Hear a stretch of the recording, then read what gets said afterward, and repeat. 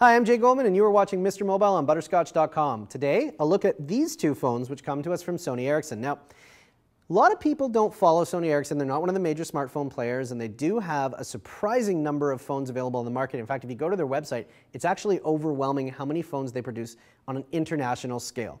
So if you're looking for a phone that's not one of the traditional smartphones, maybe you don't even need a smartphone and you're looking for something that's a little bit simpler, definitely give them a look. They are carried by almost all the major carriers, so no matter where you are in the world, you should have access to at least one Sony Ericsson model. And they produce really reliable phones. They're very solid feeling, especially the Xperia X1 that we're going to talk about today, but also this one, the C510. If you're looking for a simpler phone that doesn't have a lot of the smartphone features, you should really take a look at this because you could drop this phone, nothing's going to happen to it, reliable, solid, and actually very reasonably priced. So let's take a look at the C510 first. It is the simpler of the two phones that we're going to take a look at today. It's, as I said, a great basic phone, and one of the features of this that they really hype is the CyberShot camera that's built into the back. So Sony's been producing digital cameras for a long time under the CyberShot brand. Those are sort of your traditional standalone digital cameras rather than the ones that are integrated into a phone. But the nice thing about this one is it hides inside of this little shutter here, so you just pop it open when you want to take a picture. It doesn't look like it even opens all that much, but it does reveal the lens and the xenon flash. Now, a lot of smartphones are starting to come with a flash on the back, but a lot of them are also cheaping out and putting an LED flash, which isn't nearly as bright as the xenon. You can take pictures in complete darkness with this. It will light up a room, no problems there, and it's actually a really decent camera. So what I would say about this phone particularly is that if you're looking for a phone that you can slip in your pocket and is small, but you take a lot of pictures while you're out on the road, you should really take a look at a phone that's got a decent camera built into the back. The camera has a memory stick micro or M2 port for expanded memory cards. There's a second camera on the front of the device for front-facing camera for video calling. So if you're on a 3G network that supports video calling and you're calling somebody else who also has a camera on the front of their phone, you can actually do a video call. The phone includes an accelerometer for screen rotation like the iPhone or Pre or even some of the Blackberries. The phone does not include a GPS, but it does use cell phone triangulation. So there are a couple of places where you can use it to, say, for example, geotag your photos. It's not nearly as reliable as having a GPS would be, but this is an entry-level phone, so it's not a big surprise that it was omitted. Maybe something that they consider adding to another phone later on, which will probably have a name like C530 instead of C510. But if you don't need GPS, it's not that big a deal because, as I said, there is location based on cell phone triangulation or using the location of 3 cell phone towers that the phone can see to figure out where it is in the middle. It does have basic web browsing functionality. It's kind of what you would expect from an entry-level phone that doesn't have a big screen or touch screen. So it doesn't do a great job of rendering most websites, but if you're browsing stuff that has been optimized for mobile, you will get a pretty decent experience. I wouldn't buy this phone if you are somebody who likes to do a lot of web browsing on the road, but if you're somebody who just occasionally wants to look up a movie Showtime or the weather or something like that, it will definitely serve your purpose. Most carriers include a portal that you can access where they've got that type of information that has been optimized for display on non-smartphones, or I suppose you might say dumb phones. So using their portal will give you a much better result than just sort of browsing the web at large. Good phone, reasonably priced. In fact, I've seen it as low as about $50 depending on the plan that you're willing to subscribe to from your carrier. It's about $299 if you're not willing to subscribe to a plan and just want to pay for it outright. And as I said, available in most countries in the world from the major carriers. We're going to take a look at the second phone, which is one of the smartphones that is actually available from Sony Ericsson. It's called the Xperia X1. Now this phone, as I mentioned earlier, is built like a tank. In fact, some of the people that I showed it to when I was taking it out of the box and playing with it for the first time commented that it has almost an old school feel to it. As opposed to the sort of sleeker smartphones that are coming out on the market these days, this thing looks and feels like you could run it over and nothing would happen to it. It's hiding a keyboard inside, so you've got the full QWERTY. It slides up like that. A little bit similar to the Pre with the slide motion, except on the long side instead of on the short side. And that does have a big advantage in that when you're browsing the web and are looking at something like Google, you can actually type in the 2-thumb mode rather than typing in the sort of cramped format along the bottom of the phone. So I do like where they've put that. This phone runs Windows Mobile. Now, everybody beats up on Microsoft. It's not much of a challenge. It's kind of like shooting fish in a barrel, especially when you're talking about Windows Mobile. Of all of the operating systems that are out there for smartphones right now, this is not the one that you want to look for on your phone.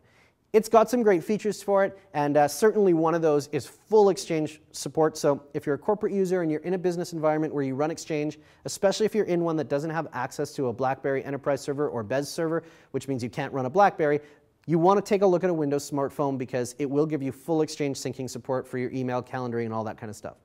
If you're not in that environment, you may want to think twice before going down the Windows road. And some people say, well, I've got experience with Windows on the desktop, so that gives me experience that I can carry over to the phone, and that's sort of true in that they're both similarly frustrating. I'm not sure that I would recommend it though, and one of the signs that this may not be the phone that you're looking for, or at least for me, is when it comes with a stylus.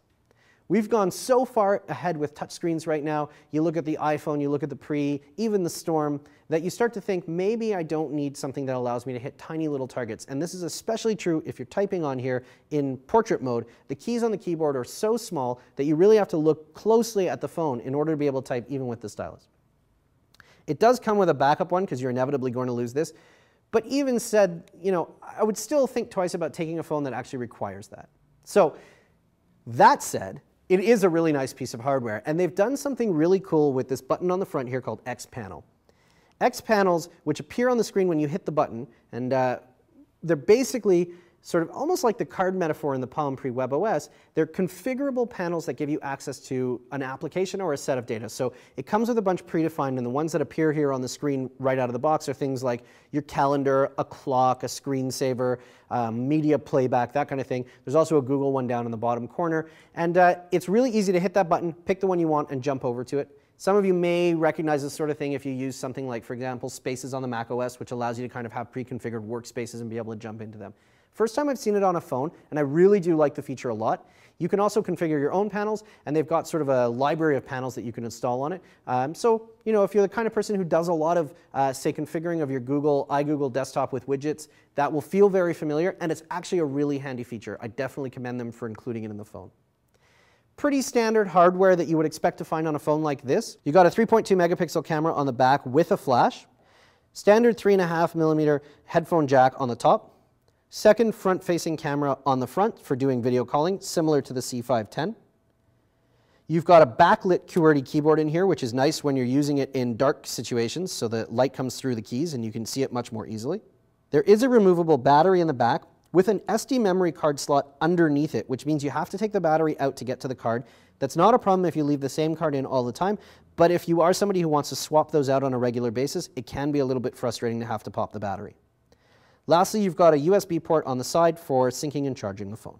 Web browsing on this phone isn't quite the same as you might find on some of the other smartphones that are on the market. It does a reasonably good job of rendering most websites, and the screen is actually quite wide, so if you're using it in landscape mode, you get quite a lot of content on there.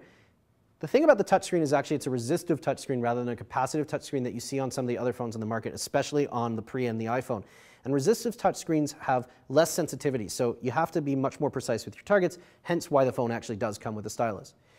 Also, being resistive rather than capacitive, you don't have to use your fingers on it. So capacitive touchscreens work because your finger conducts a little bit of electricity and that sort of completes the circuit. Resistive is actually pressure-based, which is why the stylus works. One advantage to resistive screens is that in wintertime when you don't want to take your gloves off and it's cold outside, you can use the stylus or even the tip of your glove to actually activate the touchscreen. On the whole, though, it's not as good a technology, and it's definitely less sensitive, so you will get a better touchscreen experience, and you will get multi-touch on some of the other smartphones that are on the market. This phone is remarkably expensive if you don't take a plan at $599, so I mean, obviously prices will vary carrier to carrier, but that seems to be pretty much an average. For $600 you could buy a lot of other phones that are on the market. They do a great subsidized rate though. I've seen it for about $250, so at $250 it's definitely a reasonable choice if you're looking for the set of functionality that's on here. And again, if you're in an Exchange environment at work and you want to be able to use the phone that has the best and most reliable Exchange support, you probably do want to take a look at a Windows phone. And if you're looking at Windows smartphones, this is definitely a contender. I'm Jay Goldman. This has been Mr. Mobile on Butterscotch.com. Thanks a lot for watching. Check our website for some past episodes, and we'll catch you next time.